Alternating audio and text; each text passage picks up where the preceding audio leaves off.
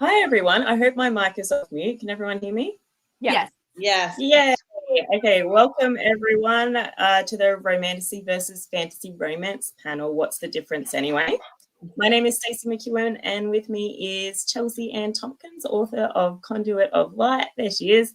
JD Evans, author of the Mages of the Wheel series. Analeigh Sbrana, author of Law of the Wilds, and Juliette Cross, author of Firebird, The Wraith King, and so many more. If I had named them all, we'd be here all day. All right. So now, first thing that happens personally when I pick up a book, a new book, and I know that this is universal. I know it's true for every single reader ever. The first haunting thought I have is this romantasy? Is this fantasy romance?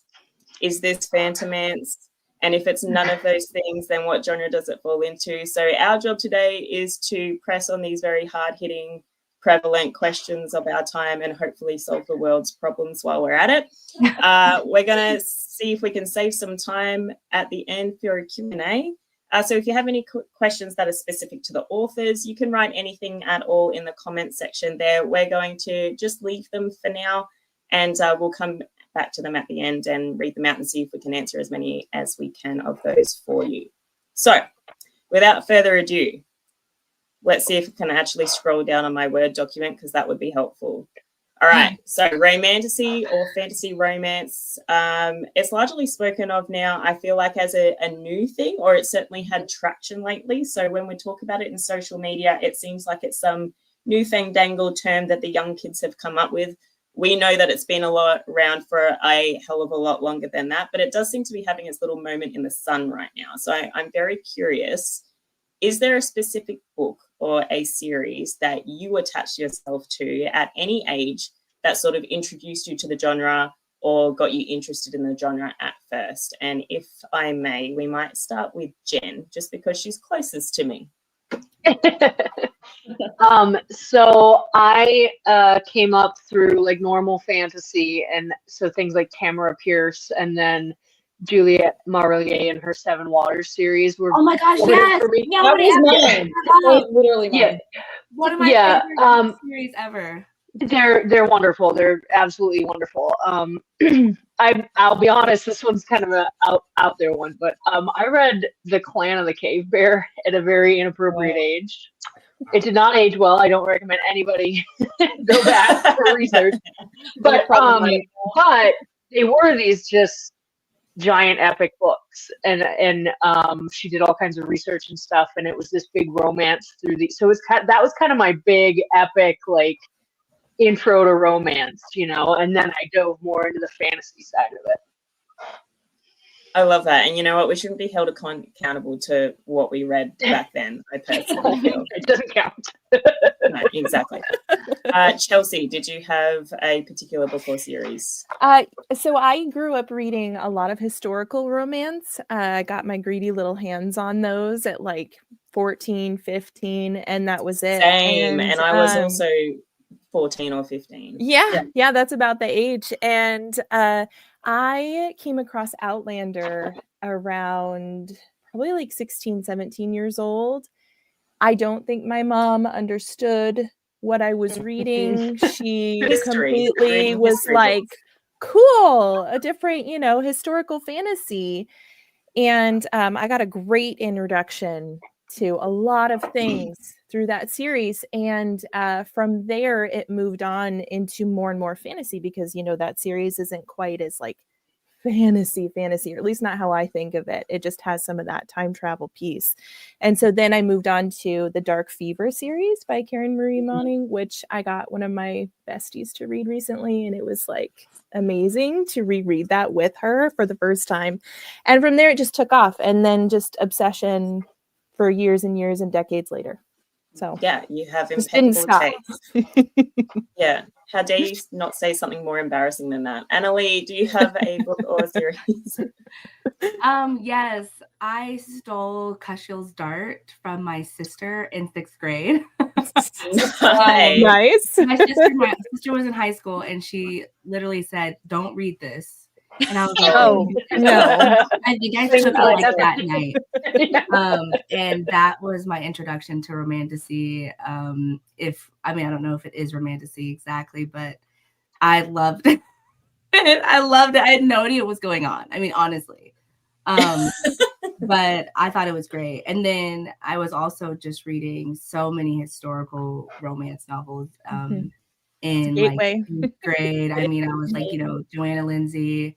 I think in 9th grade I picked up Juliette Miller. I don't know how to say her name. Thank you. Say Molly, but I'm not sure Thank you. I picked up Daughter of the Forest, and I read that every 2 years. I think I read it probably 15 times. I mean, I love that book. So that changed my brain chemistry, as they say. Yep. I feel like we are like all kindred spirits just by like listening to which all have like what sort of formed y'all, because I'm like, yes, that one. Oh yes, and that one too. Like, yeah, I know. I'm like, my people. Oh my gosh. Yeah, here we are. William Royer, Dark of the Forest, even like Wolfskin and Eris Head Waters. I love those. Also, Marie Monning's Dark Fever series, like that really got me into like the edgy urban fantasy stuff. But I think the one that really like hit me when I was starting to write, and I was like, oh wow, this is the kind of thing I kind of want to write, or I want to make readers feel this way, was Nalini Singh's Sci-Changeling series and Guild Hunter series. Yeah.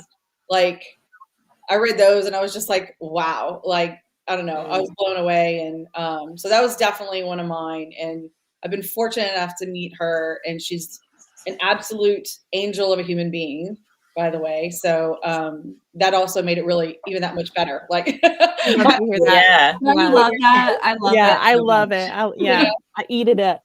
Like, ooh, how nice are they? Yay! Yeah. This is going to make you guys laugh, but every single time I come on and do one of these, I turn purple inevitably at some point. Oh, and I don't know. How exciting! I was wondering why you were more. No, I'm going to stop my cam.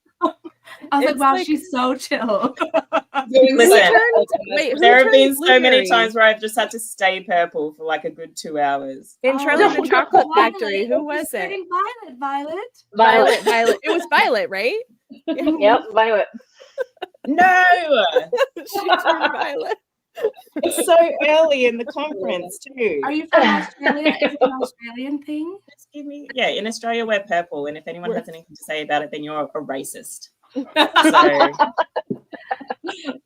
say nothing. Neil might be helping his son, but Neil, if you're somewhere in the background listening, am I able to leave the studio and come straight back in without disrupting it, or will it ruin the recording? He can answer. Maybe he can put that in the private chat. Oh, Stacey is purple. Help. For now, I'm going to remain purple. It's going to not be great for the recording. And we'll see what Neil says in a minute. Anyway. Still look fabulous. So the lipstick is like hitting. You know what? I don't know. I really appreciate that. Mm-hmm. Sometimes I think that this is better. I cannot stress to you how often this has happened.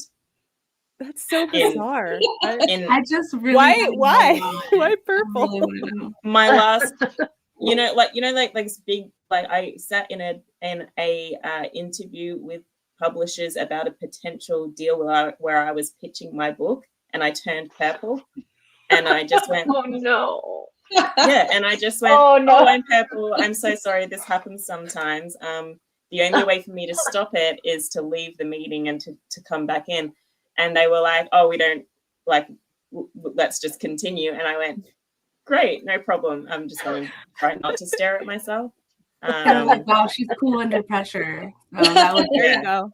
Meanwhile, I'd have been panicking, like running around. Yeah, right. Like a couple times, clicking. So. Yeah, I was like, this does look nice. Back here, maybe. It does. Pillow. Yep. Oh man. Anyway, let's continue. Is there something that led you to write in this genre, if it wasn't already addressed by the very, very excellent, iconic books that you read early on in your life? Is there anything that led you to write in this genre specifically? I personally never had a choice. It's it was just what this I or nothing. it was what I always wrote. Yeah, even when I was in middle school. Even my fan fictions were, romance. Not so much romantasy, because my fan fiction mostly was Twilight, so that was contemporary. But any of my original works, they were always fantasy, always, and there was always romance. It's just it's been what I've always written. Yeah, I think I've always been drawn to that. I mean, Lord of the Rings, Harry Potter, like those just like tap into some part of my psyche, which I think y'all can appreciate, where your imagination is just like hungry to go develop your own worlds, And I actually tried contemporary. I have a few published contemporary books, and they were so hard to write. They were so hard because there's so many boundaries. Like, okay, we're in the real world. Now what? Like, no vampires can come in? What's happening here? So I don't know. For me, I find where I think some writers, like contemporary writers, might find this daunting, I find it exciting, to do all that world building, which I'm sure y'all feel the same way. Yeah, absolutely. I also just like the option of suspended belief because I find that very useful for covering up the many plot holes that I dig myself along the way. Right? Exactly. Yeah. Okay, at any moment, I can just add some magical being in here just to sweep all this up and under the rug, and you guys will just have to accept that and roll with it. So I love that, having that there as my like little safety net. Personally, I find it less daunting to write in this genre than to write in the real world, if that is how you like to phrase it. I think contemporary is frightening, honestly. It's because you can't just, take these rules that you make up that are yours, and you're, like you said, it's like you have to follow this, and cell phones especially really frighten me because so many problems can be solved. It's so real. If you a cell phone or the internet, and it's like no.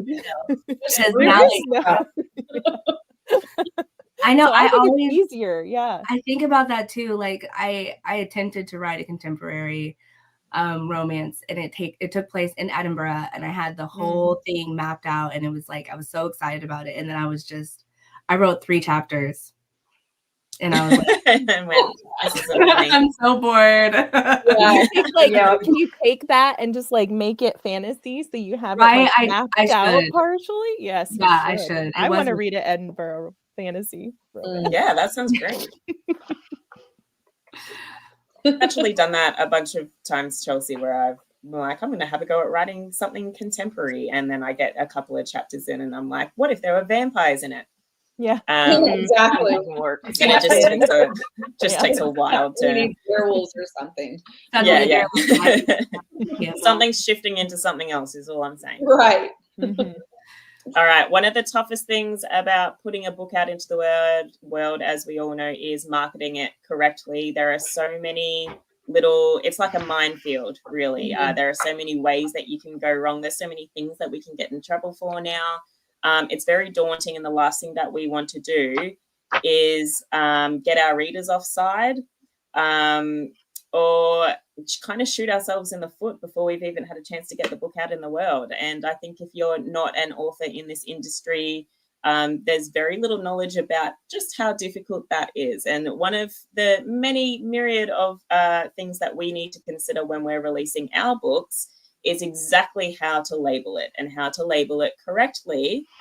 And it seems like that might be an easy thing to do, but alas, it is not. And if we don't label it correctly, we're sort of we're giving ourselves over to people criticizing the way that we've labeled it, or not criticizing, but being a little bit put out by the way that we've labeled it. And we don't want to mislead anyone. Which leads me to my first question. Are your books fantasy romance or romantasy? Answer right now. Pretend I have a gun. Jen? So I'd say fantasy romance. I'm interested because there's this romantasy thing is newer. I would say within the last year that term has become kind of ubiquitous. And when I was first coming into it, you divided it by fantasy romance or romantic fantasy. And then, so fantasy romance was like the romance plot, and romantic fantasy was the fantasy plot. And I feel like that's easier than, I don't know what people want romantasy to mean. It's almost like it's an umbrella to me, but I've seen it interpreted in several different ways. So I'm just going to go with fantasy romance. And that's the best I can do, you know? I have the same feelings as you, Jen. Yes, I kind of see romantasy as like this umbrella term that can encompass all of those things. And it's whether or not you put the word fantasy or the word romance first. Depending and I think it can actually make things a lot harder, because even readers are like, I want this thing, but it all falls under romantasy, and that is a huge umbrella, you know? Right. It certainly is. So it's tough. And I mean, it speaks to what you're saying, which is that marketing is important and pretty difficult, even within this smaller niche category. Yeah, I like, on one hand, I think like, you know, it's awesome that we have this like one term romantasy, which actually I think is a really cool word, just by the way, you know, to I prefer fantomance, but that's okay. I like that. Thank you. I made it up earlier and I'm very proud of myself. Fantomance, fancy pants kind of sounds. Yeah, that's what I was going for. But I think too, like you said, it's romantasy. I feel like so many people that could be you know, fantasy with romantic elements, which, as we know, is very different from a true romance, you know, a fantasy romance itself. And I like to like categorize things by like subgenre. So like my Stay a Spell series, which is set in the contemporary world in New Orleans with witches and werewolves and vampires, I call that paranormal romance. I would never call it romantasy, and I would never call it fantasy romance. Fantasy, I think, you know, like Firebird, which is magic and a whole completely different world, you know, kind of and I think that's why we all love historical romance, because historical romance, even though it's not fantasy, it's like it is a fantasy world, you know. And anyway, if you were holding a gun to my head, I'd be like, okay, which book? Because then I'll tell you what it is. You know? Yours is a little bit more convoluted, because the backlist is definitely backlisting. Yes, been around a little bit. What about you, Analeigh? So I've had an issue with marketing because I was originally indie, and before I could publish, I got picked up by Harper Voyager. Congratulations! Thank you. That's awesome. And so I'm over here like marketing it on TikTok and everything as like a dark cottagecore fantasy romance. That's how I was. See that. Yeah, that's how I was marketing as. Tell me why everyone's like, it's so cozy. It's so cozy. It's the library. It's the library. I'm like, it made it so cozy and lovely. I was like, wait till all I have to tell people is wait till you read book 2. You guys will not say cozy. And I'm sorry, but it was always gonna happen. Just remember, if I do say cozy, I always say cozy yet dark. And then when I got picked up though, Harper Voyager is the one who said romantasy. And I was like, I dig that. I dig it. Yeah. So obviously I don't know how to market my stuff. So Harper Voyager said romantasy. I'm saying romantasy. That's pretty much what happened with me. So I'm not sure that, I mean, to be fair, I don't know that trad publishers are any better than indies. No, marketing these books, I would argue they're worse. Because in some ways they are so slow to pick up on what the readers are doing. Like think about my book is new adult. It's new adult. It's my main character is 21, but it's a pretty fast-paced novel. So a lot of people are saying, oh, it's got like a YA pacing. And I'm like, yeah, that's new adult. Like, you know what I mean? Like it's basically YA just aged up. And so, but then again, you have trad publishers who refuse to acknowledge new adult. And this has been around for years and we're all using it. Everyone's using it. Everyone's talking about it. Like, catch up. So I do believe that trend. I would say oftentimes publishers have it all wrong. Yeah, no, I completely agree with you there. I also just don't think the finger is on the pulse, whereas if you're indie publishing or you're marketing yourself and taking that ownership, then your finger always is on the pulse. So we tend to have just a slightly more updated understanding. I also think traditional publishers are kind of beholden to how bookstores and libraries shelve their books. And so if there's not a new adult section, they're not interested in labeling a book new adult, etc. And I also think it's why they've taken so long to catch up with things like Romantasy, because it's hard for them to sort of take a book out into the world, introduce a title to booksellers and say, and the booksellers are going to say, where do I shelve it? And it's hard for them to go, well, not in romance, but also not in fantasy. Can you merge the two together? I think that's just taken a lot of time to do. And no one's really good at moving quickly. Like it's a real slow moving machine. Right. Trad moves slowly, but the industry moves quickly. Indeed, it moves so much faster than Trad can. Right. For sure. Yeah. Okay. So my next question was like exactly what's the difference between a romantic fantasy, a fantasy romance? But I think we've all kind of collectively answered that on our own. The reader can assume that if it's a romantic fantasy, then the main plot points are fantasy driven, and that there will be some romance throughout. But the fantasy plot is more integral, whereas a fantasy romance, the romance kind of takes the forefront. If it's a straight romantasy, fantomance, fantasification, then you can reasonably assume that you're getting equal amounts of either or. And then we have all other kinds of things like paranormal romance and in fantasy, historical, gaslamp romance. I don't know. There's about 1 million different subgenres in there. Right. And it's also why we see authors marketing their books by saying things like it's a fantasy romance, dark, gritty, cottage core, cozy gaslight. And that's why we all the labels. Why we stack the labels on there, because we're really trying to solidify for the reader what exactly it is that they're in for. Exactly.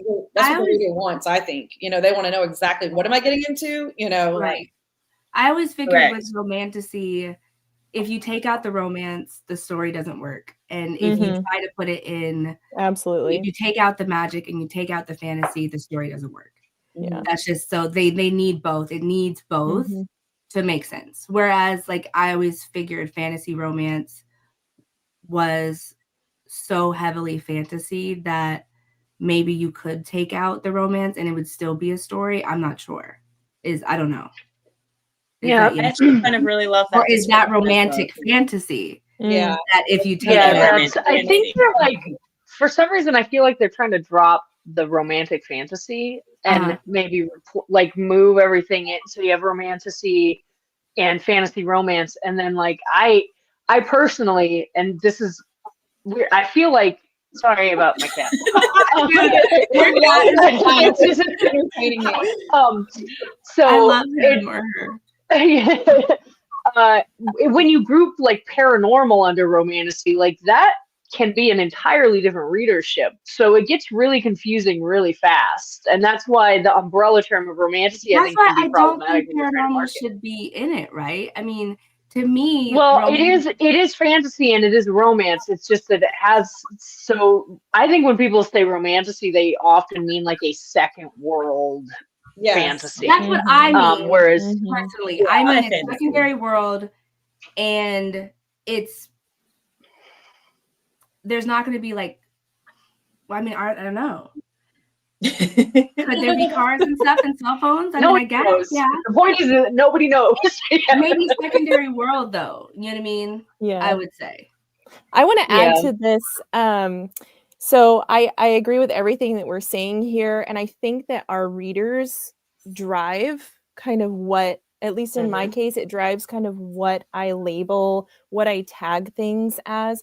But where like the true like beauty of, in my opinion, of social media, book talk, bookstagram is that the tropes have basically come in and placed themselves as telling our readers exactly what we're talking about.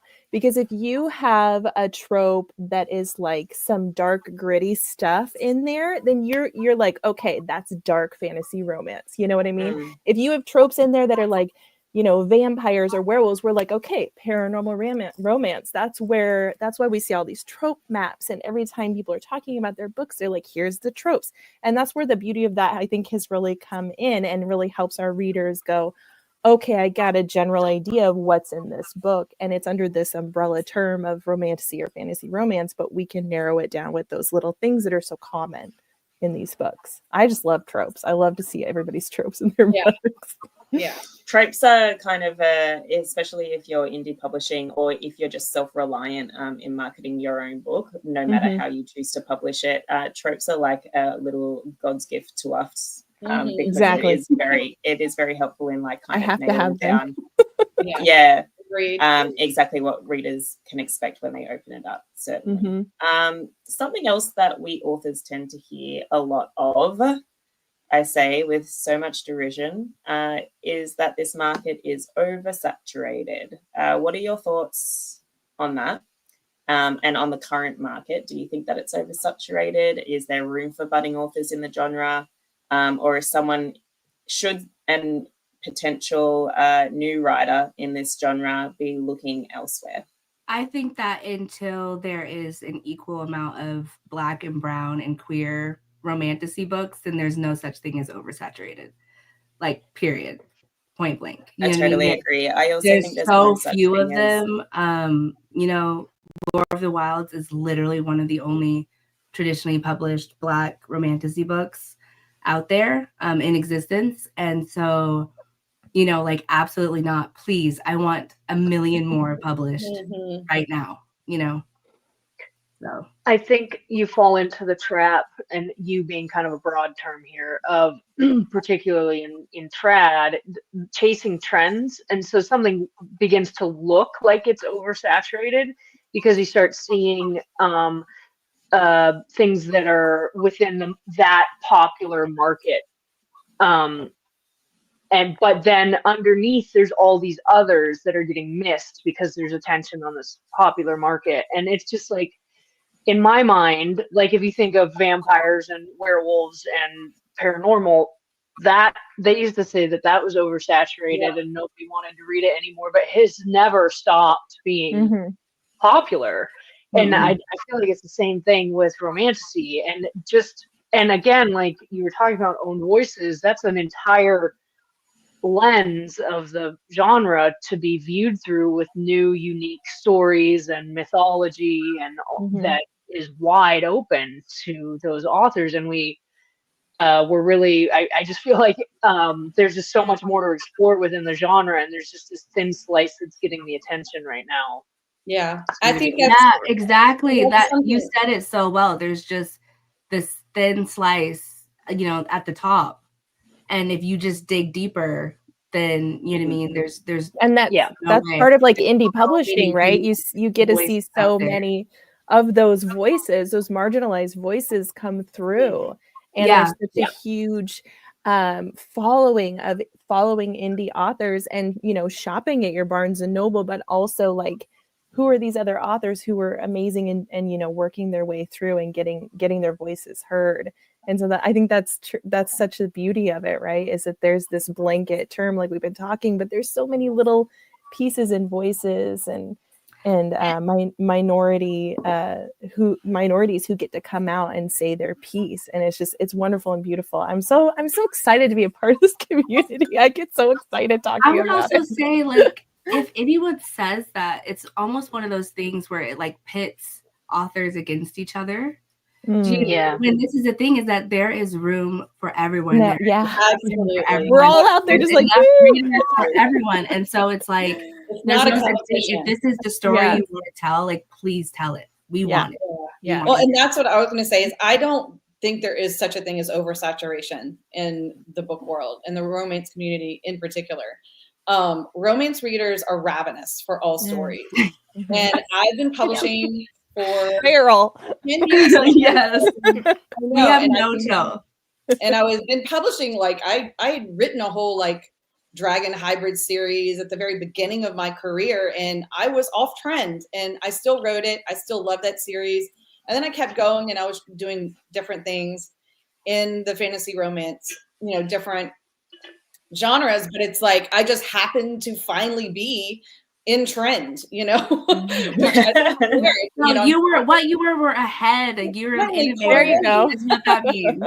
It's a miracle. I finally got a trend. Like I always felt like, you know, the redheaded stepchild, not to, you know, I am redhead, but you know, you know, of the, you know, of all the genres, you know, it was never like the one, it was the niche for so long, or speculative fiction, you know, it wasn't considered mainstream. And so now with the help of, you know, Sarah J. Maas, you know, and others, Fourth Wing, it's like, oh, this is mainstream. Lots of people do like this genre. Oh, I guess we can like put your books on the bookshelf now, you know, kind of thing. But I think, like you guys said, there are writers who are all writing in this world, in these worlds as well, who should, in this genre as well, who should definitely be seen and read and heard. And so it's just a matter of, you know, and eventually this is going to get oversaturated in the way that they're going to maybe stop marketing it and then go to something else, but it'll come back. You know what I mean? It's just like, I've seen these like waves. Yeah. So far. And vampires are coming back. Yeah. And I've never stopped writing them either. Like, and then in a few years, it'll be the Fae again. And I think it's like, you know, I think like you were saying, like the dark kind of cozy vibes. I'm like starting to see that start to be a thing. It's interesting. That's my favorite. That's what I'm into. Have you listened to Rebecca Thorne talk about the cozy fantasy genre and how she somehow snuck her way into it? No, I haven't. Great. She does a good job talking about how she saw this trend starting with like what is it, Legends and Lattes, the first one, and that she snuck in with her sapphic cozy fantasy, and she just kind of took off from there. So it's kind of like she does a great job talking about like watching the market and the trends. And I feel like personally I'm seeing a lot of like dark but cozy somehow merging those two elements. So I'm excited the next few years to see what kind of books there are. Someone once said, it was a reader, and they said Lore of the Wilds, which is my debut book. It's the only book I have out right now. But they said it was a cozy fantasy. It was a cozy fantasy, but with the high stakes of a high fantasy. And I was like, I'm into it. Cozy with high stakes. I'm like, if we want to tell people that, I'm fine with that. You know what I mean? Hey, I was raised on cozy with high stakes, so I'm all over that. Yeah. I think Alia Frank, one of the commenters, I don't know if you saw what she said. She said that's like saying there's too many chefs, too many actors, etc. Which I totally agree with that. Like there can't be too many authors of a particular genre. There's so many readers, and the romance community, though it's tight knit, it's vast. You know, and I think there's room for everyone. I've never agreed with any idea where people are like, oh, authors should compete with each other. That's ridiculous. You know, we should be supporting each other, especially in a genre that is written primarily by women for women. You know, I mean, we should be supporting each other and, you know, just encouraging each other to write what our muse tells us to write, you know? Could you imagine being like, oh no, there's too many books of my favorite trope? Yeah. I'm so mad that they keep coming out with my favorite enemies to lovers. What? I know, like, oh, more of this. Not, like, I will eat it up. Like, take my money. So. Yeah, I sort of reticent to encourage any language that pits authors against one another as well. And something really interesting that's a very established author once said to me when I was just starting out was, where we are not selling vacuum cleaners, we're selling books. No one's walking into our store buying our vacuum cleaner and then not returning again for 10 years until the vacuum cleaner explodes.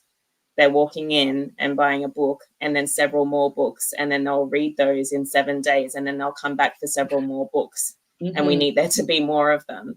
So very much what Juliette said, they are ravenous. And something else interesting I see come up a lot, just like from lurking on social media mostly, is that people love a little bit of drama. We know that online. And so when there's two books that are slightly similar, it might be similar in the way that they're about dragons and they have a similar trope, for example, people kind of like to point that out and go, why are these two books so similar? And which one came out first, and therefore which copied the other? And I hate seeing that conversation as well, because I think that's so redundant. If someone loves that first book, then the first thing that they're going to do after they close it is go, how can I get another book that made me feel like that one? Whereas something similar that I can read. That's the first thing that a reader does when they close a book that they love. So the argument that two books are too similar is redundant to me. And I've also never read two books that have been purportedly similar. And when I read them both, they're not similar to me. They might follow similar tropes and things, but to me it's two different stories. So I kind of loathe that language. I'm glad that we're all on board. One of the world's problems now solved. We can check that off the list. Yep. What have we got next? Okay, less than an hour in, we're good. Yeah, let's go. Firing through it. If you could pick one scene that you have written from any book, whether it's published, it's a manuscript that you wrote when you were 12, I don't care. If there's a scene that you have written that to you is like the epitome of this genre, what scene are you choosing? What happened in the scene? Was it a trope that you loved the most? Tell me about a scene that you wrote. Who's going first? Chelsey, I'll roll the dice. Yeah, Chelsey wants to. I can tell. I'm ready. Okay, so the first thing that came to my mind was, let me set the scene. There is this magic forest where all power is siphoned from the trees and the roots. That is like the setting of my series, a Conduit of Light series. There is also a deadly blight that consumes this forest in pieces of it, and it's destroying it. It's the evil incarnate kind of thing. And this woman is brought to this forest. She has immense power. She denies it all the time. Finally, she realizes, okay, I was brought here to save it. Like, I can do this. She is in this scene standing next to her, a newly found enemy, turns out. And she has to produce this sun spell that is going to destroy this blight as soon as she can produce it and hold it. And so in this scene, she is holding the sun with her enemy's help, his power helping her. And the blight is being destroyed, but he is slowly dying. And so the power is now reliant solely on her. And she starts to feel herself fading as well. And so it's this really just epic moment at the end of my first book. And we switch immediately to the MMC's POV. And he is running through this forest, branches scraping across his face because he sees the sun and he knows what she's doing and he knows she's not going to make it. And it's just like, I even have music that's paired to it. And I've had some of my readers, I'm like, okay, go back, read that scene and read it to this song on repeat. And they've done that. And they're just like, why would you do this? So I think the kind of epitome of, fantasy, romance, romantasy for me is that scene in that book. And there's others in the other two, but that would be complete spoilers. But for that first book and that first scene, I remember writing it and just sitting there at my computer and going, I think I did it. Like, I think I got it. I think I get this genre. And I think my readers are going to love this. And it was such a really cool feeling. Yeah. Being like, this song, this chapter right here, this moment, this, piece of desperation and sacrifice. I know there's a lot of that as a theme in this genre, which I love. I wish more tropes would say sacrificing FMC. Like, give me that, give me that. So I was, that scene. There you go. That actually gave me chills, Chelsey. So that's how I know that you're doing. Tell how much you like how you're doing the thing, and how much you love your characters and your story too, just from the way you. Yeah, I love listening to you talk about them. It's really a pleasure. My final book released on of that trilogy on New Year's Eve. And I'm still like, I don't know how I'll ever be over it. You know what I mean? Like, I'll never move on. I've just forever changed by it. And it doesn't help that my readers will come into my DMs and be like, well, I'm freaking screwed. You know what I mean? Like, that's it for me. It destroyed me. So it just brings it up every time. But yeah, you could tell I really love this genre and I love writing in it. You'll be chasing that feeling for the rest of your life. Yeah. Good to know. I'm down. right here along with y'all. Like, let's do it. Congratulations on your first completed series as well. Yes, that is amazing. I have a scene in Lore of the Wilds where she's so my main character is a human, and she's running, and in my world the Fae are the oppressors, and the humans are they're oppressed. And so, you know, and because they don't have magic and they don't live as long and they're, you know, not as strong. Like, and so, yeah. And sorry, I read your book. I'm like excited. Oh yeah. And so she's in the forest and she's running from these Fae royal guards, and out of nowhere, you know, comes the grumpy Fae barkeep, who doesn't like her at all, but of course he's gonna protect her. And so, you know, at one, you know, so he's battling one guard, and the other guard gets behind her, and he has a knife, you know, a knife to her, and he's like, "Don't come any closer. I'm gonna kill her," you know, and he's like, "I'm gonna kill you for touching her," blah blah blah blah blah. You know, it's like to touch her and die. Which I wrote before I realized, oh my gosh, I just wrote in a trope. It was not on purpose, it just happened. And then of course, you know, he nicks her with the knife, and after he ends him, you find out she's poisoned, and so now he has to suck the poison out of her wound. The whole thing. We'll suck the poison out of the wound. Hell yeah. And I'm like, so, and you know, I'm just so Raw, next question. He's running through he's running through the woods, you know, holding her, and she's like fading. It's it's everything. So I love that. That's a good one. That was probably maybe 5 tropes smushed together as one. Yeah. Good tension in there. And you have to have poison somewhere. I love that for you. Yeah. You have to have poison somewhere in fantasy romance, you know. Yes. Yeah. You know, it's got to crop up somewhere. So Yeah, this is so true. The amount of times that tropes are accidentally written into stories needs to be discussed widely, because I know that readers think that we like construct them in our heads first, and that sometimes we write the story around them, and just so often that is not the case. No. No, I just admitted, because they're fun to write and fun to read, not the other way around. Yeah. You know what I mean? Yeah. I think. Yes. Yeah, I didn't even know the Wraith King. My last release in September had a breeding king trope, and I'm like, where? It did? Like, I didn't mean to. Like, whoops. What? Pass me by. Writing this down.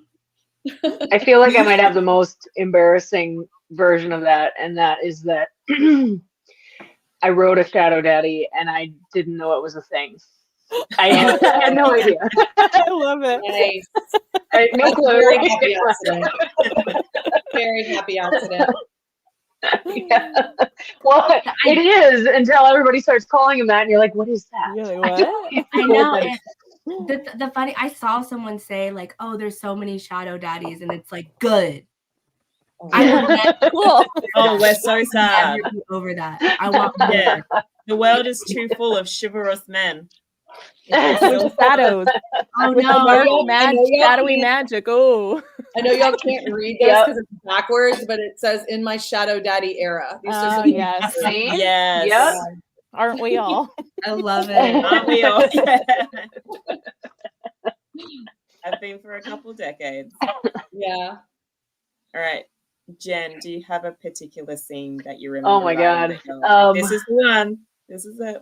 I know. I am absolutely that person where you ask me a question and I've never known a thing a day in my life. Oh yeah. This is why I like being a moderator, because I don't have to answer the questions.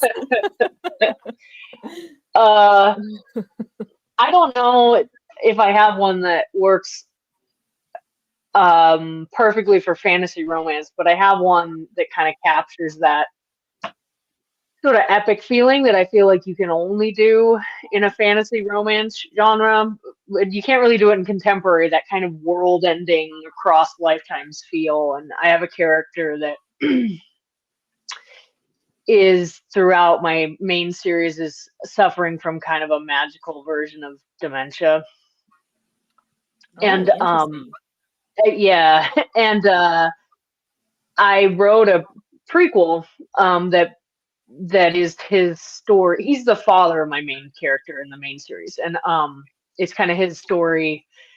And there's a scene in it where he's speaking to who will be his future wife, and he says, I'm going to paraphrase my own book here, but essentially it's, I will remember you all my life, even when I have forgotten myself. I will always remember you. And it doesn't, you know, it's one of those things where it's like the context of it is hard to get, but because his dementia is magical, and it does affect the rest of the series. And it's, I don't know, it's a sweet story, I think. But one of those, the reason I like that particular one is I always like that idea of loving across lifetimes. Mm-hmm. And I really like that. Yeah. That bigger world feel that you can inject into fantasy romance that is really difficult to pull off in any other genre. Yes, it's one of those, like, he says, I love you, but this character says, I will love you, even when I forgot it. Yeah. How do they say it way better? A full panel. I love reading contemporary romance. I'm a huge reader of contemporary romance, but I don't write in contemporary romance for this reason, because I need there to be large, like, love proclamations. Mm-hmm. I need the stakes to be like uber high, and I just find it that, like, if I want the character to say something as epic as what Jen just said, like, I will love you across lifetimes, I will remember you even when I've forgotten myself, that doesn't, like, I can't pull that off in, like, a Starbucks. I need it to be... Sounds creepy. Like, yeah. Like, if someone's sitting across from me in a TJ Maxx and they're saying that shit to me, I'm like, why are you sitting in a TJ Maxx? I'm out. That's true. My Australianism is showing here, because let me pull out TJ Maxx for us is a coffee place and not a clothing store. Oh, is it? I was 100% like, oh my gosh. Okay, so if I'm shopping in a TJ Maxx, and no, that's my bad. I had no idea. I was so my guy, chill. I did not know that. I also was I'm like, just trying to get in line checking out to check out, like, with your. You brought us random TJ Maxx, like, wait, like those things need to come out when the world is, like, slowly melting or is on fire. There's, like, wind in her hair, they're on a mountain, or, like, you know, magic swirling, things are there's the hunger, the last ounce of her power. Yep. The hunger is in his eyes, like, it's their soul bearing. Yes. I was same page. About that it just sits so different on a battlefield, and if that's happening in, like, a Kmart, I'm out. Mm-hmm. It doesn't Walmart, doesn't sitting in a car, like, this is also why historical romance works, and it feels like fantasy romance, because it's a world apart from us, and we get to, like, we can remove ourselves from it. If someone's wearing a ball gown, I accept. You know, right? And they a carriage is fine. In the put me in the carriage. Yeah, put me atop a horse. I don't ride, but it's okay. I can make it work. I love that. Juliette, did you have a scene? I just need to make sure that we catch it. Yeah, I do actually. I was actually thinking of so I'm a fated mates girl. That tends to show up a lot in my books. And I was actually thinking of Firebird, which hasn't been released yet. It comes out in April, but this is in chapter 1, so it's not real spoilery, and people can even read it in the sample or whatever. So, you know, sorry about that. But so Firebird is it is set in a reimagined ancient Rome where the patricians are dragon shifters. So that is how they've been able to conquer and burn across the world. And so we have in chapter 1. Melina, it's actually in the point of view of my general. He is a Roman general. He's nephew to the very evil emperor, who I sort of fashioned after Caligula, but worse. Worse. And the nephew, of course, is not, he's got lots of hidden depths, and he's kind of plotting behind the scenes and whatever. But we don't know that. In chapter 1, all we know is they have met briefly 3 years prior in the prologue. She's a Dacian dancer. She's from Dacia, which is modern day Romania. But the Romans end up attacking her village, and she ends up joining a band of Celtic warriors. And so what's happening in chapter 1, sorry, I'm trying not to be long-winded, but we're on the battlefield, and he's overlooking the battlefield, and they've defeated the Celts.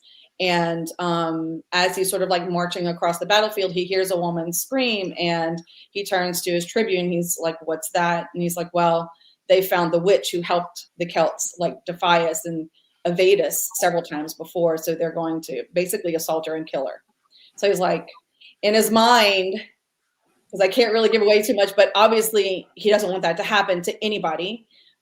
He's actually, he has a good heart and intentions of throwing over his uncle, but he marches through down the battlefield, and he comes upon them. And by the way, all the soldiers, most of them except for him, he's in his human form, or in what I call half skin, which is halfway between dragon and human. It's sort of a dragonoid creature that's like 15 feet tall and whatever. So she's obviously going to die at the hands of these soldiers. And he kind of puts things in their place. He doesn't recognize her at first because she's got a knife and she's half hidden in the shadows, and her hair is all in front of her. And then when she sort of like stands up a little bit, when she realizes she's almost out of danger, and he sees her, he can't control it. His dragon takes over. His dragon's sort of a separate entity, and he rips out of him. He shifts immediately, chops the attacker in half, into the woods, lifts her up by his talons, and carries her back to Rome. Nice. I love it when the fated mate shifter inside. I love it. Just goes feral, absolutely feral. That's over. Is that a trope? Is that a yes? Well, in most of my books, I like if they're shifters for some reason. I like the idea that their beast is like it's part of them, but also separate. He has a separate, and he knows she is his. Even though the human, he may not know, but the beast always knows. What is that called? Yeah. It's like even like he's cursing. He's like, like he doesn't say, whatever, but he said he curses like in Roman, and then it's just the dragon takes over. So that to me is the epitome of definitely mine, because I love like dramatic scenes, and I love fated mate scenes where like even if the human is not understanding what's going on, the beast knows. Which book was that? I'm literally, because I know you have a lot. So which one was that? That's Firebird. It comes out in April. Yeah. I'm excited about this one, really. I'm actually trying to write book 2 right now. And wait, it's not out yet? No, it's not. Sorry. If you message me after this, I'll send it to you. So anybody. This is the pecs, the job. Yeah. That actually sounds right up my alley, I'll be honest, Juliette. So I'll also be messaging you. All right, that's the scariest question I'm going to ask you all, I promise. But great answers. I hate getting asked that question in anything like this. So it was really fun to kind of. So you decided to write it for I'm just you bet your ass I did, Chelsey. I literally was like that. I was like, I wrote a book. What was in it? Yeah. What words? What are words? I just felt like the cold sweat come over Jen from all the way over here on a different continent, and was like, aha. Yeah. Jen was so hoping that you would like pass over her. I was like, maybe we'll run out of time, but we did not. Yeah. Let everyone else get that. The other question that is the absolute worst is when people are like, if you could just talk for a minute about what your book is about, give us a synopsis. And I'm like, absolutely not. I don't know. I didn't write it. I spent out like there is one written. Pick up the back of the book and flip it over. Yeah, there's a blurb. There's a blurb there. Honestly, the best thing I had to do was Harper Voyager. They wanted me to record a like little tiny snippet for their TikTok for like introduce myself and do a tiny little like this is what my book is about. And I was so nervous because I knew it was going on the Harper Voyager TikTok that I recorded it about 50 times. And so now I have it memorized. Yeah. Nice. What my book is about. That would be me. That would totally and the only way, like the only reason I can answer that question is because of that one thing I recorded so many times. That's so relatable. I've done something similar, Analeigh, and truly, like something that should have taken me maybe 10 minutes to record took me maybe 3 hours. It was I bet you they thought too. Yeah. She'll just record it so fast. I'm like, you guys don't know. I was sweating. I had to clear my week to do this. Okay. Why does fantasy, I feel like we kind of answered this across the board as well, but we can add any further comments if anyone has one. Why does fantasy and romance work so well together, and why do we keep coming back for more? I don't know. Is it just closely linked to the fact that we get to remove ourselves from this world, put ourselves in a new one, and all of those big high stakes romantic proclamations, they just work better? Have you guys seen those?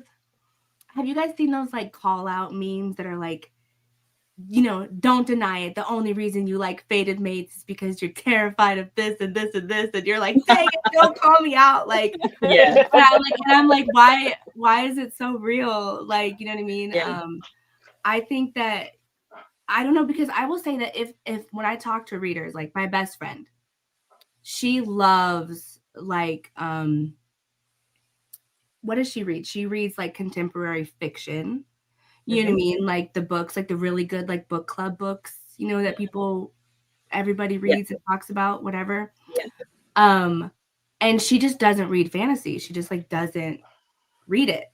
And I'm like, I cannot comprehend not wanting to be lost in another world. Like, it's just something that I've been reading since I was 8 and started devouring books.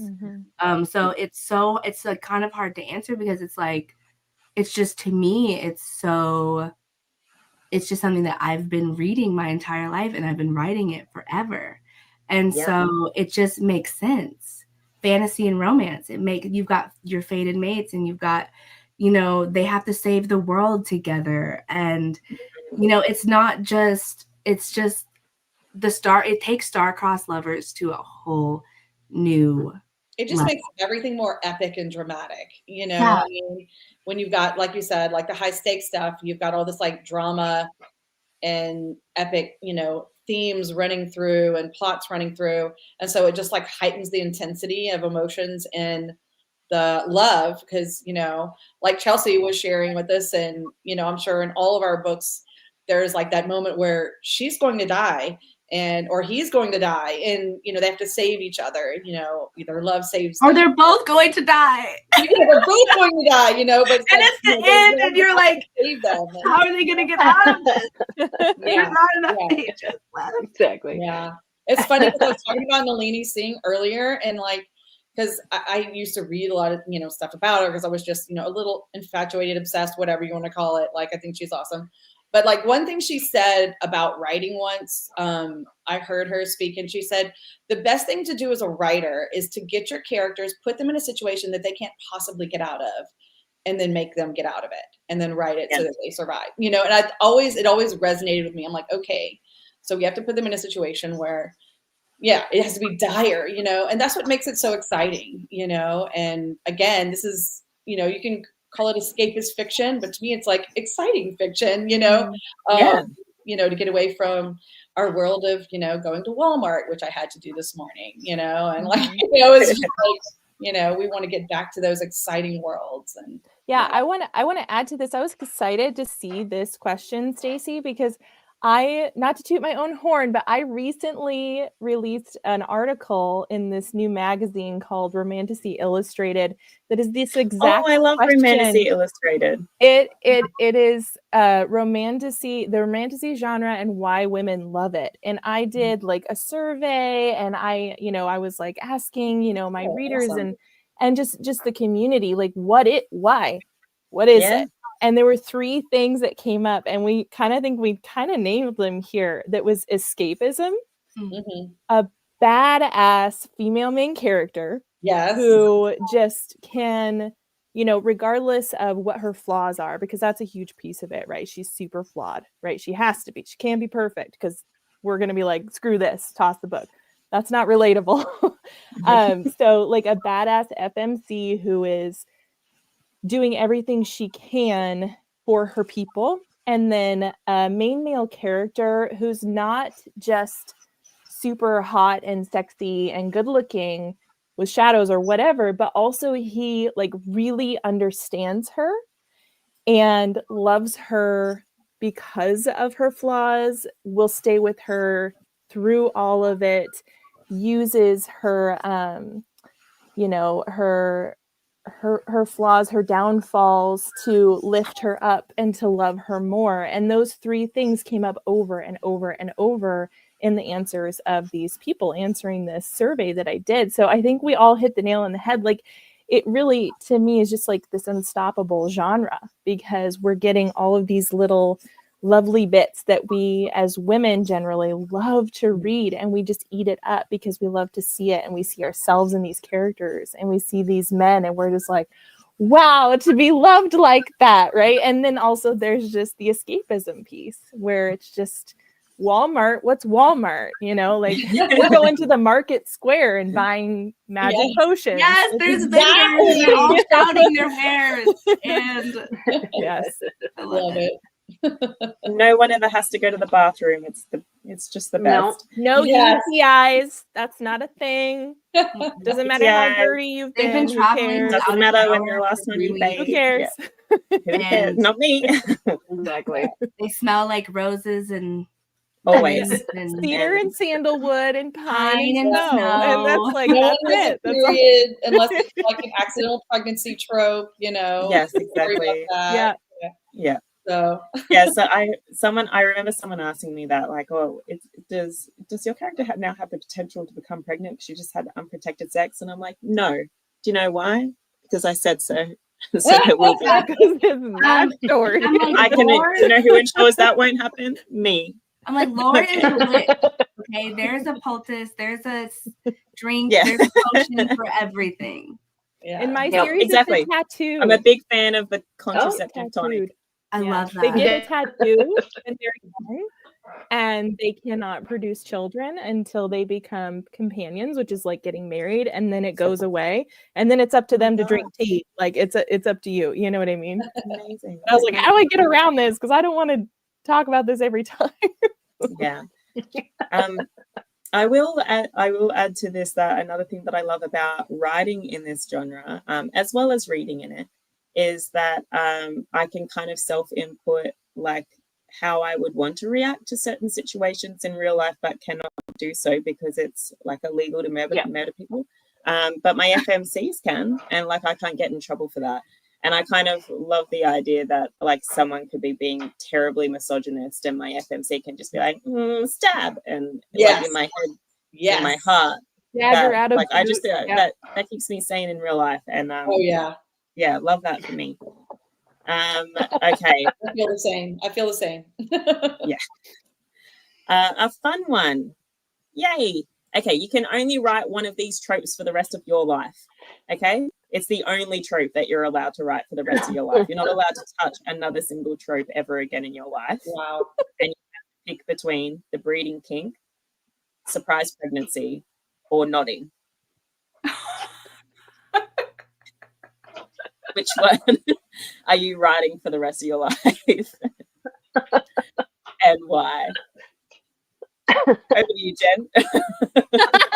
I think my writing career may be over. I may be moving over to Walmart reader. No, it can't be. It can't be. I guess of those, I would have to do the surprise pregnancy. I've never written that, but I'll give it a shot. Perfect. At least it will be super spicy before a kid interrupts it, I suppose. Right, yeah. And that's the reason I don't want to write surprise pregnancies. I don't want to have to be like, where's the baby? Where'd the baby go? Where's the baby? Where is the baby? And that's real life, actually, as a mom. Where is the baby? Where is the baby? Life question. As somebody who absolutely loves Omegaverse, I'm gonna go with nodding. Yeah, love it. Not embarrassed to say it. I love Omegaverse. I agree. I think nodding would be the easiest to do out of those and still make it interesting. Well, it would be like the most, like, you could do a lot with it. You know what I mean? The other two are just very niche, but you could do nodding is like, hello, it's trad pub now. Yeah, like, you know, no biggie. Allie Hazelwood. A little biggie, but like not that big. So yeah. Love that. Yeah. And I love that it was indies who made that. Yeah. You know? Yeah. Me too. You know, this is gonna be a thing. Like fan fiction, I think. Yeah. I remember the first time I read it though, I did have to text my friend and being like, what is happening? She's like, what's happening? She was the one who was like, read this Omegaverse. And it was the first Omegaverse I ever read was a shifter one with wolves. And so I then thought that all Omegaverse books were shifters with like wolf shifters. So then the next series that I read that my friend, was my other friend, she suggested it to me, and I was like, she's like running through the woods. Like, why wouldn't she just shift into her wolf form? Like, why is she just running? She's like, they're not wolves. I was like, oh. No. This whole time I thought they were just going to shift because it's all about sense and you still have like the alphas and the betas and stuff. And so I was like, why are none of them shifting? I'm like halfway through this book. So that's an easy mistake to make. That was fun. Yeah. I think I mean, now y'all have me thinking about nodding, but I think I would do the breeding kink only because I just accidentally wrote it apparently, and it wasn't my intention. So in the Wraith King, he wants her for her magic, you know, and so to end this war, she's like his war prize to marry their, you know, unite their families, whatever. And this is like dark fae, light fae, but they're really fated mates. That's why he wants her, and he won't admit it. And so I feel like I could use like that whole like breeding kink more as like just like it's in the book. It's like a false excuse kind of thing. Yes, it's an excuse for him not to admit that deep down he knows she's meant for him for a much higher purpose. You know, to become his queen, not, you know, to be his baby machine. But I also think of like Ruby Dixon's books, all of those alien books, those are all breeding kinks, but they're all like amazing. The alien men are like so gentle and loving and awesome. They're like these gentle giant alpha mellow, you know, alien men, you know. I like that term. You know, it's still, actually it's don't know Crystal's Bookish Life. She's on Instagram. Anyway, she said that once and it like stuck with me forever. Like an alpha mellow. Yes, that's what they are. But yeah, so I don't know. I feel like I could get away with like using it as like, you know, an excuse to keep writing different tropes. And I don't know. But you said I couldn't write other tropes. I don't know. I don't know. I know if it was a straight breeding kink, like I just want you to have my baby, then I wouldn't want. If I could make it like a false trap sort of thing, then I would go to nodding. No, I kind of love that. Yeah. No, there's plenty of breeding kink books that I have read and loved. So I feel like most Omegaverse books are breeding kinks because definitely. That's why they want in Omega. It's not my fault that they make them such fun material. You know? It starts like that, and then they're nodding, and then he's like, "Oh wait, she's my one and only. Now it's fated mates." Yeah, it's like how many tropes do we get in this? Turn into each other down the line. Right. A trope tangle, if you will. Yeah. Yep. I love that we went from going ew to all these tropes to now like I love them. Maybe I'll write a book about them. Okay, you have to get rid of one of these tropes. You're never allowed to write about it again. Okay, you have to pick between found family, forced proximity, or talking about his extra large length, as in he has to have a small peen and you can only refer to wait, you didn't. Okay? Man, that changes. Wait. Yeah, I just added that in to spice it up. Okay, so don't refer to the original document. To break our hearts, more like. Really? Wait, we're getting rid of one of those? You have to get rid of one. So you're never allowed to write about found family again. That's your choice. No, or you're never allowed to write about forced proximity, or you're never allowed to write about extra large lengths. I will be writing small penises, I think. Then Same. lots of small penises. Everyone knows So it's about you're the keeping dirty our bag. family in close proximity. Yeah, I'm going for small. He has a tongue, you know. I mean, Yeah. right? We This can is get so around true. that. Okay. I have to All have right, fun. so Plus, if I have to, oh no, I guess it's gonna be sapphic. Yeah. Oh, you that's a want good to wrap There you point. go. There you go. That is such, yeah, that's a sneaky little thing. Dang it. God damn that loophole.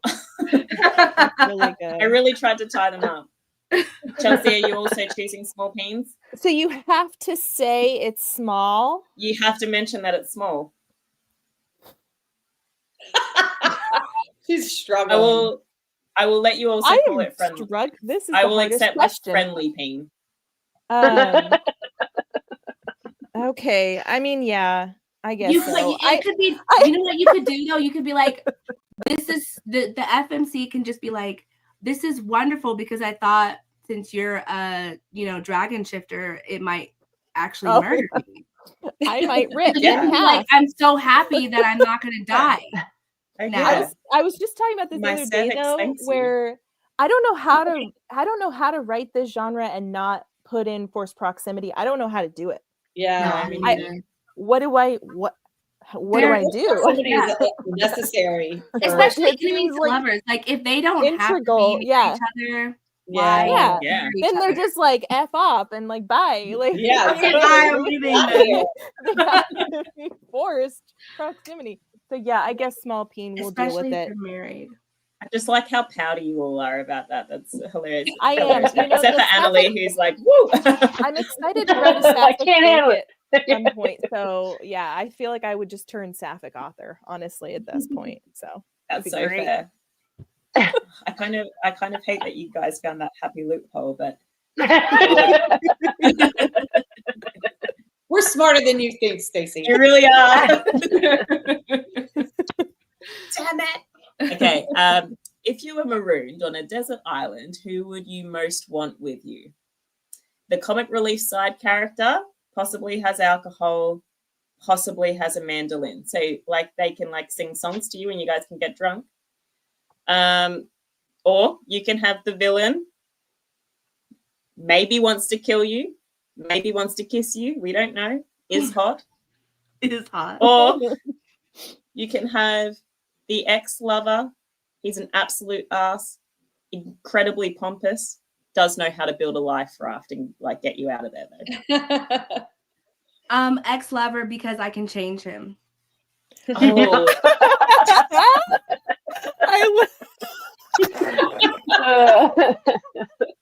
That was so quick. I'm honestly horrified. Yeah. I can change him. It's an enemies to lovers now. Welcome to my island, bitches. Second chance romance. Yeah. There you go. There you go. Yeah. She's on it. She is on it. Tropes. I'm going comedic relief.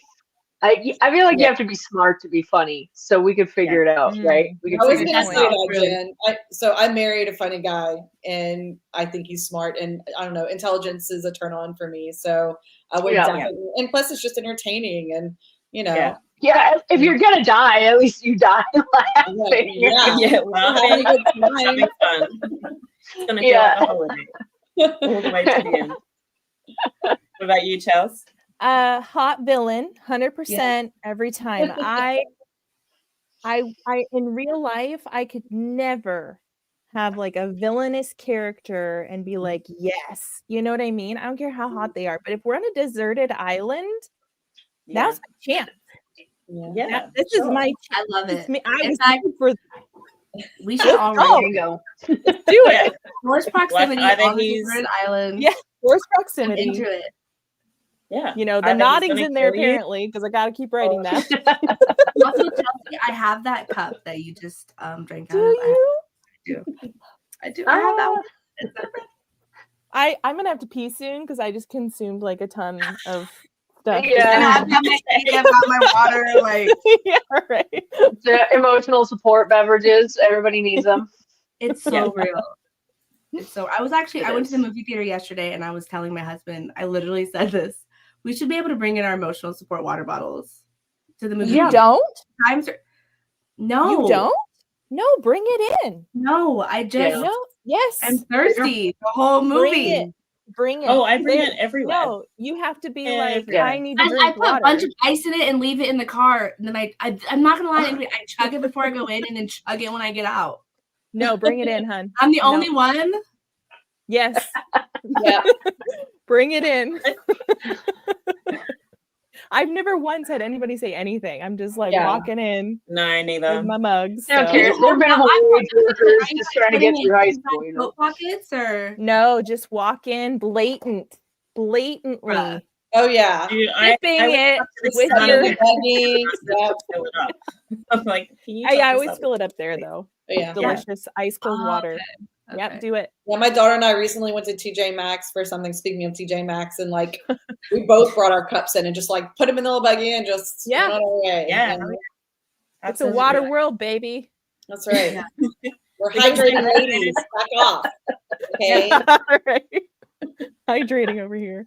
We're hard at work. Anyway, does anyone else bring, before you sit down to write, do you make sure that you surround yourself with like comfort snacks, drinks, like everything that you need to force yourself to sit still and just focus without finding excuses to get up? Yeah. Writing days for me, I have to do a whole thing. Like I have to have my coffee. I usually light a candle. I really just try to like romanticize it for myself. I have ADHD. Yeah, me too. It's something that I have to do in order to like, especially if it's one of those days where like, okay, I need to write 4,000 words today. You know what I mean? Yeah. I'm going to like do everything I can to make sure that happens because I know myself and my brain will be fighting for its life, trying to make me leave this spot. Escape. And so, but I will say I definitely have my little ritual in the morning. Yeah, for sure. Beautiful. If anyone in the comments wants to put a question in there for anyone specifically or for the whole group, you can do that now. I'm going to ask my last question, and then if there's any in the comment section, we'll address them before we head out, unless any of these lovely ladies needs to get going, in which case you are dismissed. Tell us about a project that you're really excited about. Something that's coming up maybe, or something that's just released. It can be anything that you'd like. Analeigh, tell us about Lore of the Wilds. Lore of the Tides. She thick. Oh, is that book number 2? This is book 2. It comes out in July. It's up for pre-order now. It's beautiful. And it is a duology, so this is the end as well. So it's not a long wait. And then I do have something very secret in the works that I'm not allowed to talk about yet. They won't let me. But I'm very excited about it. That is really exciting. That looks beautiful, and the covers are absolutely stunning. I hope you're happy. My cover artist, he blows my mind, and I'm gonna pop up and get my cover from the next one. Be right back. Oh yeah, go. Yeah, let me grab covers. I will say I'm so lucky. I actually got to pick my cover. And as a trad pub author, you don't usually get to do that, but because I was indie first, I found my artist on Instagram. He had never done a book cover in his life. Really? Wow. He did so good. Yeah. He did amazing. I know. That is gorgeous. He didn't just do the art, he did the design, did the lettering, everything. Speaking from experience, it's really hard to get trad pubs to come on board with a cover that you already had as well, and an artist that you already picked out. So they wouldn't even like, even in the talks, like they didn't put it in the contract. They were like, we'll think about it. You know what I mean? And when we did, I was a little scared, and whenever we did sign it, they were like, we've talked, we've decided, we're in love with your cover, so we want to keep it. I was like, good. Oh yeah, awesome. That would have been silly to change it. Yeah, I mean, like, can we just like look at it? It's beautiful. You haven't seen it. It really is beautiful. It's so beautiful. It's just, I could look at it. It really encapsulates everything that you spoke about too. Like you labeling it as this like cottagecore kind of dark. Yeah. And I told him, I was like, that's what it screams of to me. And it does look like a little on the NA. Yeah. And I'm mixed. I have never in my life, I've never seen a woman on the cover of a fantasy novel who looks like me ever. And I told them, I was like, the reason that I commissioned cover art is because I wanted to see, or character art is because I wanted to see beautiful black characters on my book. And so representation. Yeah, exactly. And so, and I've had so many people who have messaged me and been like, this, just seeing your cover, they're like someone literally, they're like, it healed my inner child. Like, you know, and so anytime someone says it, like it makes all of this hard work, everything that I went through, like it makes it so worth it. That's awesome. And so for them to keep it, and then being able to like walk into a Target and see my book on the shelves, that was the most insane like feeling in the world. And it's just, it healed my inner child. It was something I never ever got to see ever. So I didn't read it. So awesome. With black main characters while I was 26. Yeah. So So I'm just congratulations, because it's a beautiful, beautiful book. You should be very, very proud. Yeah. Thank you. Jen? Yeah, I don't have a cover to show you. There, my artists are working on it. But so the series, my Mages of the Wheel series, is 6 main books, but I'm writing a kind of a novella that happens midway through right now. And excited is a strong word. This one's a really hard book to write for some reason, but it is. I'm excited to get it out there. I'm sure every author says this, but I have just the most amazing like fans and readers, and they're so kind and patient with me. So I'd really like to get them something to read here pretty soon. But anyway, this one's called Bird and Blade. All my titles are 2 words with alliteration because I'm awesome. And is just that talented? She's amazing. Don't do that, by the way. Don't write a 6-book series with 2 words. Don't do that. Not a great idea. Just throwing that out there. So, I just think it might be the most relatable author I've ever met in my life. I'm so impressed, truly. Like 6 books, I'm so impressed. I pretty much just stick with duologies. That's me. Well, you know what? So will I, moving forward. That's in the future. Some of us are smart enough to learn without having to do it the hard way, Analeigh. You are one of those. I had to do it the hard way, so good for you. It's fun, but it's a big, long thing that I question myself on daily. So, what are you gonna do? It's really like a measure of endurance, isn't it? It is, yes. Yeah. No. Anyway. Well, congrats. I'm sure there's lots of people that can't wait to read it. Thank you. They are. Yeah. I've read the first 2 books. I've read books. You have? I'm making my way through everyone's backlist, and they're all on my list. And I've read books 1 and 2, and I adore them. Oh, that's amazing. Oh, you're amazing. I loved them very much. Oh, thank you. What have we got going on? So here's my trilogy, my babies. They're so beautiful. They are. I just love the word conduit. Yeah, me too. I love the lettering on those. I'm like, oh, conduit. So this one it's just lost on meaning, but I love that word. Yeah, what was the last one called? It's called A Blightress of Wrath. That's right, A Blightress. And then the second one's A Baron of Bonds. Oh, some more alliteration. A Conduit of Light. Another poet. Beautiful. They're stunning. The conduits in the series, those are the people who are able to siphon the magic from the trees. They're called conduits. But so this is done, and it's very exciting, and it's cool to see like new readers come, because I've noticed suddenly that I have like this huge influx of readers because it's done. And I'm like, oh, where's it? It's always nice to see, isn't it? Which I wish we could tell people more, like, please read the books even when the series aren't finished, because that's how you get the rest of the series. I will say though, I just added that terrible taste in your mouth, because the cliffhanger on this is nuts.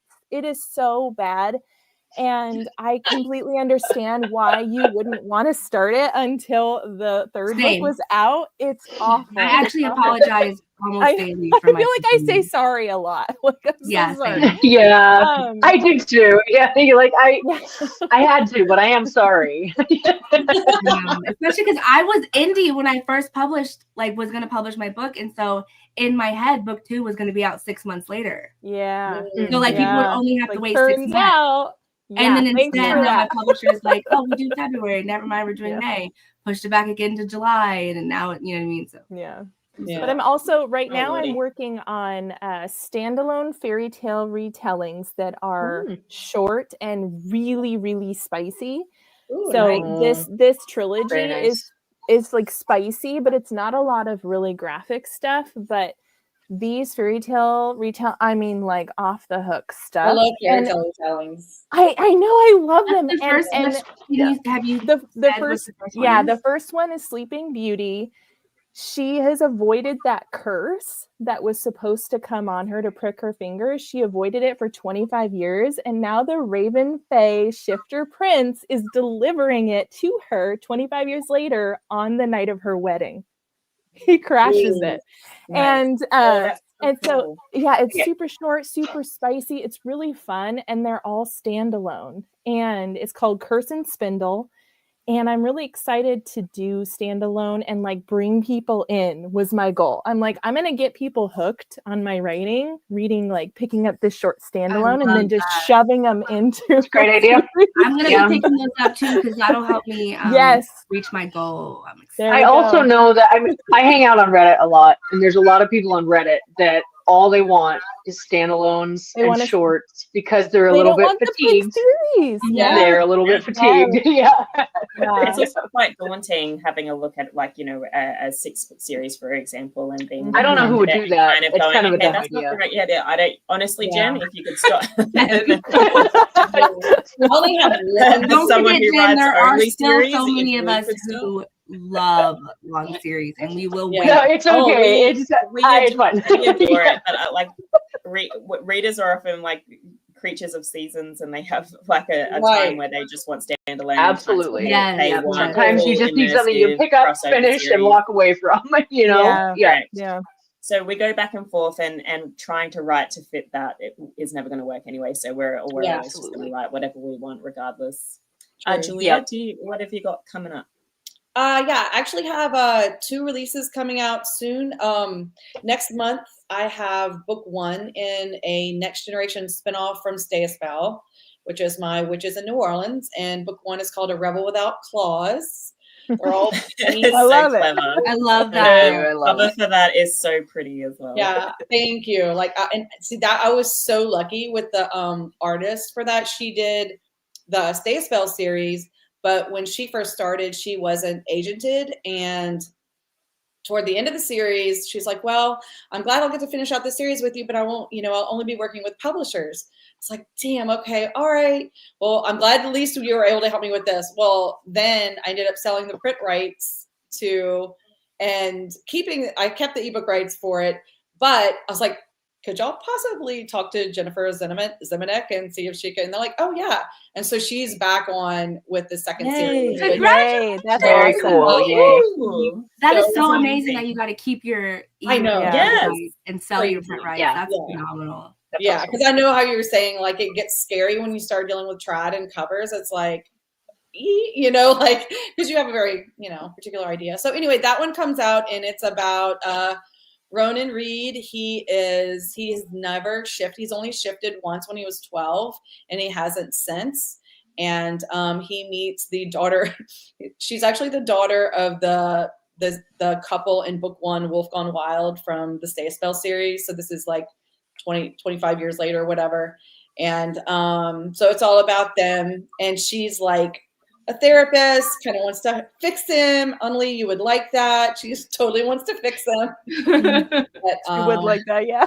So it's a fun rom-com. It's very, and I'm like, so I'm a mood writer. I jump back and forth to series. So I like doing like the fun rom-coms. It's a little bit lighter. The magic's lighter. And then I have like the other series. And that's Firebird's coming out in April. That's the one I'm really, really excited about. Me too. I'm excited about Firebird too. That's amazing. You look at it. Oh wow! Oh my god, that cover! That cover, it is stunning. It is so beautiful. Yeah. Oh my God. So Carlos Quevedo is the artist, and I've admired his work for years, you know, and so I couldn't believe when they got him on board. But anyway, so I'm super excited about this series, and I'm trying to write book 2, Bloodsinger, right now. And I wrote 300 words today. I was so proud of myself. Nice. Yay. I'm in Strugglesville, like 300 more words than you had yesterday, Juliette. Yeah, exactly. Okay, we're gonna go with that. But tomorrow I've got to get that 4,000 word count. So anyway, but yeah, that's what I've got coming up. We have just one question in the comments that we can get to, which is going to wrap up our time like almost perfectly, if I do say so myself. Did any of you or us take any courses on how to write a book, or did it all come naturally? I took a fiction writing class in college, and so that's the only formal class I've taken, but I have also read a lot of writing books. Yeah. Like on the craft, books on the craft. Yeah. Cool. Not bad. Yeah. I majored. Anyone else? I majored in creative writing as an undergrad, but like they don't teach you how to write a book. I mean, yeah. I actually had to take a screenwriting class, and like none of that helped me. Well, I guess it could help me with dialogue, but did it help you? Because I want to take a screenwriting class to help me with dialogue. Well, I think I would be better at it now than when I was like 19 or 20 when I was in college. You know, have more experience behind me. But I think more working on the craft to aspiring writers is the most important thing, and listen to your editors and have a tough skin, because, you know, if you want to make it better, sometimes you have to, as I read one of those, you know, Stephen King's books on writing. Craft. Yes, and he talks about, you know, killing your darlings, which means cutting chunks of this beautiful piece or passage or whatever. So I had to do that with the Wraith King. My beta readers all found some issues with the beginning of the book, and I could have like tweaked it and fixed it, but I ultimately realized I needed to change the first 25%. So I had to cut like 12 chapters, and that was very, very difficult. But I think if you're going to be a writer who's true to the craft, and you need to be okay with, you know, making those harder decisions. Yeah. Difficult. Yeah. What about you, Chelsey? I haven't taken anything formal. No. I think, and I think my readers think, that I've just gotten better as I've gone along with writing. I think that's really, I mean, I think just that's writing. The story of most. It's like a lesson, right? Just the practicing Right. of it, the looking back. Like when I look back at A Conduit of Light now, I you know, I've got those cringe moments where I'm like, why in the hell did I keep this in here? And I, you know, I look at that as just like a learning moment of like, that probably will always happen to me. I'll even be 25 books down the line like Juliette and be like, what the hell is this in here for? You know, and I hope that I read a lot of craft books too. I think that's really helpful, and just kind of deciphering that on your own. Sometimes it's hard to figure out like what craft books to get, because there's a lot out there, and I've read some where I'm like, this is drivel. Like this is useless to me. I once bought a course for $20 because it was on Black Friday sale, and it was an 8-hour course by an author that I love, but I didn't learn anything. I didn't learn anything. That helped me. So I think sometimes when you're looking at craft, you have to hear the same thing over and over again, and then eventually you hear it from somebody that phrases it in exactly the way that works for your brain, and something finally clicks, you know, because they all do kind of say the same thing. They just say it differently or in a slightly different setting. And I mean, my story is the same as all of you guys. I've read craft books. I've been writing for something like 30 years, you know, I also was really lucky when I lived in Montana. There's like an authors group there, and they had a guy that taught a class every Thursday, just out of the goodness of his heart, and he used to write for MacGyver, the show. Oh, cool. Some of you may be too young to know what that is. I know what that is. And so he had a really good way of presenting a lot of craft things that were very pared down. And I think the trick with writing is to read all that stuff and then to figure out how to make it work for yourself. And sometimes a class can do that and sometimes it can't, but I don't think a formal education is a requirement of being a good writer. I agree. As evidenced by many writers throughout history, you know? Yeah, I agree. Writing is also something just incredibly hard to pin down because it depends so much on voice, and it's hard to, even if you're teaching a course like that, it's really hard to teach using your voice to someone else, and it might not be a good match. Right. Yeah, there's something said though for just putting in your 10,000 hours and and getting better as you go along. I agree with how do I become a better writer?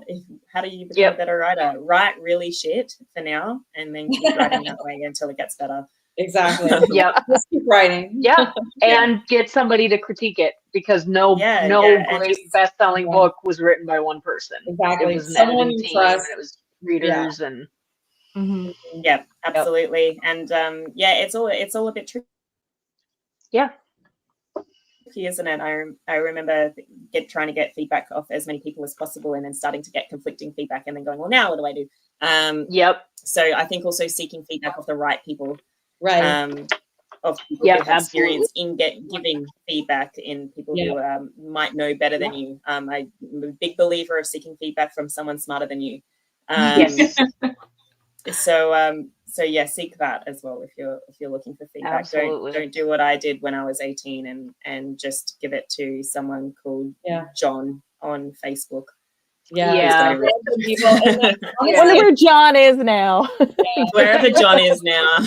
You're eating your words, John. You can suck it.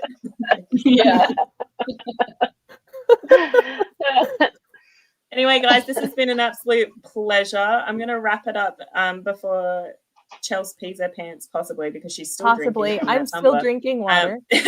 I'm still going. Still going. Thanks for everyone that was along for the ride.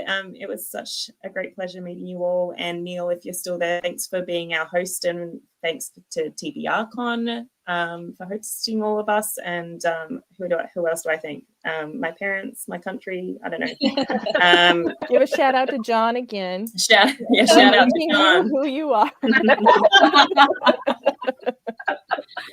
All right, guys. I do believe we can just leave whenever we'd like to. Same with the people in the chat. But Neil, when you're ready, you